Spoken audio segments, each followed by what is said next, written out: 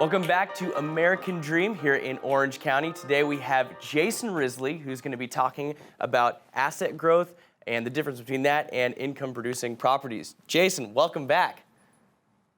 Hey, thanks for having me, Chase. Appreciate it. Of course, yeah. Look, we have a very specific but very interesting thing to talk about today. Again, as I said, asset growth, income-producing properties. First off, I just want to ask, what does that mean? So asset growth is what I would call the greenhouse if you ever played Monopoly. It's a single family home. And these tend to appreciate the best because everyone lives in these homes.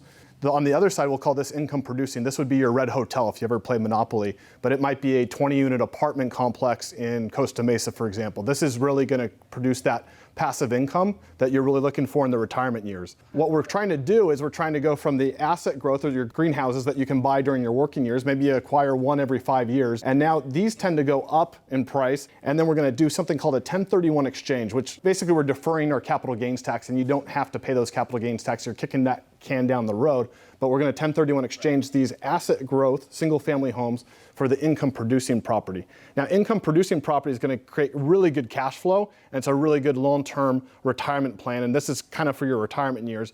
And a lot of people can retire earlier if we can develop these greenhouses, what we call the asset growth in the early stages, and then 1031 exchange to that red hotel, which I'm going to call the 20-unit apartment complex. I would like to know, what is inventory looking like these days for a place in Southern California? Sure. Inventory is actually, it's going up a little bit, but it's stabling out because now we're getting closer to the holidays. And in the holidays, there's not a lot of people that like to move, but there are some people that have to move. So I really enjoy, if I'm an investor and I'm not moving during the holidays, I really like buying in this Q4 because some of the best deals that you're going to find are on the market now.